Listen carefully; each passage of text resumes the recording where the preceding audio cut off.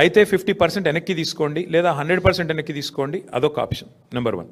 ఎందుకంటే భూములు ఇచ్చేది పారిశ్రామికీకరణ కోసం, ఆ ఉద్దేశం ఒకవేళ నెరవేరకపోతే ప్రభుత్వం తిరిగి స్వాధీనం చేసుకోవచ్చు నెంబర్ 1. ఆ భూముల్లో స్వాధీనం చేసుకున్న భూముల్లో ఇండ్లు కట్టండి, స్వాధీనం చేసుకున్న భూముల్లో పార్కులు కట్టండి, ప్రజలకు ఉపయోగపడే అవసరం ఉండే పనులు చేయండి, ప్రజా ఉపయోగకరమైన పనులు చేయండి నెంబర్ 1. లేదా ఆదాయమే మీ ప్రాధాన్యత అయితే మీరు తప్పకుండా మార్కెట్లో ఆక్షన్ చేయండి, స్వాధీనం చేసుకోండి. నేను ఇంకొక చిన్న మాట అడుగుతాను, మీరు ఒకసారి ఇది అర్థం చేసుకుంటే మీకు తెలుస్తుంది. ఇప్పుడు మీకు భూమి ఉంది బ్రదర్ ఈ ఇండస్ట్రియల్ ఎస్టేట్లో, మీరేమంటున్నారు ప్రభుత్వంతో? మార్కెట్లో 2 లక్షల గజం ఉన్నా నాకు మీరు రేవంత్ రెడ్డి గారు నేను మీకు ఏదో ఇస్తాను కాబట్టి నాకు 30,000కో 25,000కో ఇచ్చేయమని మీరు అడుగుతున్నారు. నేను అంటాను మరి అదే పైసలకు ప్రభుత్వం తీసుకోవచ్చు కదా, అదే 25,000కు నువ్వు నాకు ఇస్తావా? నువ్వు నాకు గడతానంటున్న 25,000 పర్ గజం ప్రభుత్వం తీసుకుంటా అంటే నువ్వు ఇస్తావా? ఇవ్వవు కదా. మరి అట్లాంటప్పుడు ప్రభుత్వానికి ప్రజలకి ఇది దోపిడీ కాకపోతే ఏంది ఇది? అందుకే నేను అనేది రెండో పాయింట్ ఏంటంటే, మరి నిజంగానే ప్రభుత్వమే స్వాధీనం చేసుకుని అవసరమైతే బహిరంగ మార్కెట్లో ఆక్షన్ పెట్టండి రెండోది. లేదు మూడోది, బాంబే తరహాలో 50% వెనుకకు తీసుకోండి, 50% వాళ్ళకి ఇవ్వండి, ఇచ్చి దానిలో కూడా 100% కట్టాలి రిజిస్ట్రేషన్ ఛార్జ్. ఈ 30%, 20% ఈ గీసి బేరాలాడు అలా దాని వెనకాల తెర వెనక ఏదో జరుగుతున్నట్టుగానే అర్థం చేసుకోవాల్సి వస్తుంది. ఇంకోటి, ఇది మా ప్రభుత్వం తెచ్చిన చట్టం ఇది. This is a bill that was brought by Telangana legislative assembly on 2022లో తెచ్చాం ఈ బిల్లు. ఆజామాబాద్ ఇండస్ట్రియల్ ఏరియాకి సంబంధించిన బిల్ ఇది. ఇందులో స్పష్టంగా బిల్లో ఉంది, ఇది చట్టం ఆల్రెడీ ఉంది. సో ఈ చట్టాన్ని తుంగలో దొక్కుతున్నాడు ఇప్పుడు రేవంత్ రెడ్డి. ఈ చట్టాన్ని రద్దు చేయకుండా, ఈ చట్టాన్ని మళ్ళీ అసెంబ్లీలో చర్చకు పెట్టకుండా కేవలం క్యాబినెట్లో పెట్టి కొట్టేస్తా అంటే కుదరదు. చట్టం ఉంది ఆల్రెడీ, దీని మీద మేము కోర్టుకు పోవచ్చు, ఎవరైనా పోవచ్చు, మేమే కాదు. ఇది ప్రజల సొమ్ము, మా సొమ్ము కాదు, రేవంత్ రెడ్డి సొమ్ము కాదు. ప్రజల సొమ్మును ఈ రకంగా దోపిడీ చేస్తే ఖచ్చితంగా కొట్లాడాల్సి వస్తుంది. ఇందులో మేము స్పష్టంగా పెట్టాం, ఆజామాబాద్లో ఒరిజినల్ అలాటీ చేతిలో ఉంటే మీరు బిల్ చూసుకోవచ్చు, కావాలంటే కాపీస్ ఇస్తాం. ఒరిజినల్ అలాటీ చేతిలో ఉంటే 100% రిజిస్ట్రేషన్ కట్టాలి. అలాటీ ఆయన కాకుండా ఎవరికైనా చేతులు మారితే 200% కట్టాలి రిజిస్ట్రేషన్ వాల్యూకి, ఎస్ఆర్ఓ వాల్యూకి. ఇది మేము పెట్టిన కండిషన్. నువ్వేమంటున్నావు? కాదు 30% కడితే చాలు ఎస్ఆర్ఓ వాల్యూలో. So it is outright loot, it is an outright scam, probably one of the biggest land scams in India. So therefore we oppose it. చట్టం తన పని తాను చేసుకొని పోతుంది, చేసుకొని పోనివ్వండి, మాకు అభ్యంతరం లేదు.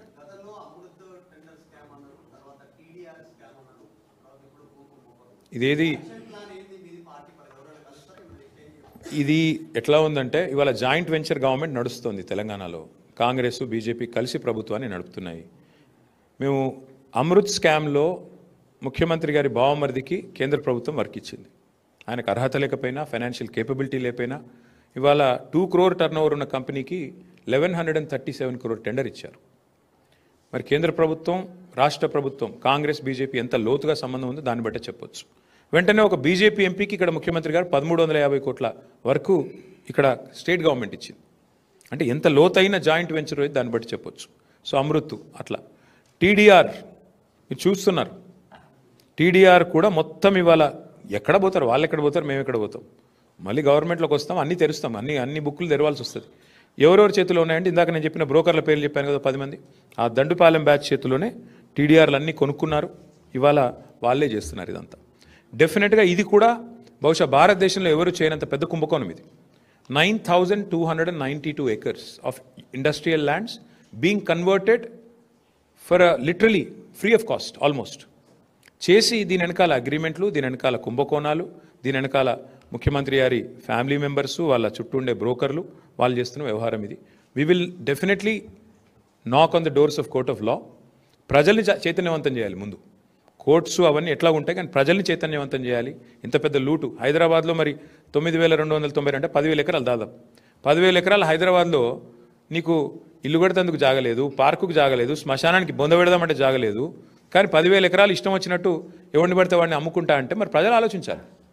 సరే మేము పార్టీలుగా మేము చెప్తాం, ప్రజలు కూడా ఆలోచించుకోవాలి కదా, ఇది కరెక్టా, మరి కరెక్ట్ కాదనుకుంటే మీరు కూడా చెప్పాలా. డెఫినెట్గా ప్రభుత్వాన్ని, ప్రభుత్వంలో ఉండే పెద్దల్ని, ఎమ్మెల్యేలని నిలదీయాలా, అడగాల. సో ఆలోచిస్తాం మేము కూడా పార్టీగా కూర్చుని ఎట్లా పోవాలి, ముందు కార్యాచరణ ఎట్లా రూపొందించాలి ఆలోచించుకుంటాం. సారీ సి బ్రదర్,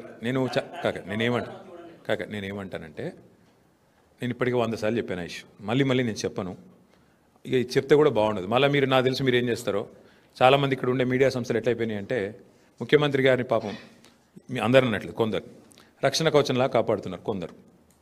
వాళ్ళకు అనవసరంగా ఇప్పుడు నేను దీని మీద ఎక్కువ మాట్లాడితే అది రాస్తారు, దీన్ని రాయరు, నాకు తెలుసు. అందుకే నేనేమంటానంటే చట్టం తన పని తాను చేసుకపోతుంది.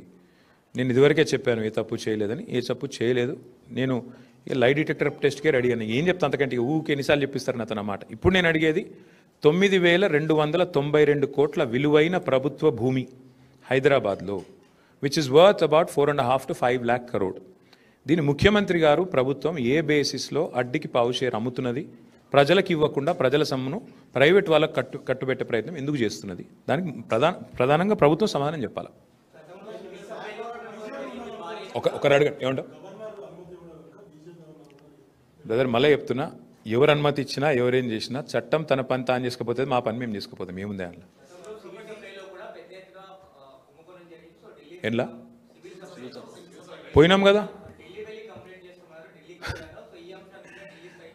తమ్ముడు. ఒక మాట, మా సుదర్శన్ రెడ్డి ఇక్కడనే ఉన్నాడు, సివిల్ సప్లైస్ కార్పొరేషన్ చైర్మన్గా పనిచేసిండు. మా సివిల్ సప్లైస్ మినిస్టర్గా పనిచేసిన గంగుల కమలాకర్ గారు ఉన్నారు, మా రాజ్యసభ సభ్యులు రవిచంద్ర గారు ఉన్నారు. ముగ్గురు పోయినరు. మేమేమి ఏది కూడా మేము స్టార్ట్ చేసి వదిలిపెట్టేటోళ్ళం కాదు. మేము పోయినాం, ఈడీ దాకా పోయి ఇచ్చి వచ్చినాం. కానీ ఏముంది అలా ఆడ ఈడ కలిసిపోయి ఉన్నారు. మంచిగా జాయింట్ వెంచర్ గవర్నమెంట్ నడుస్తుంది. అరే పొంగులేటి శ్రీనివాసరెడ్డి గారి ఇంటి మీద రైడ్ అయితే ఈడీ 2 రోజులు రైడ్ అవుతుంది.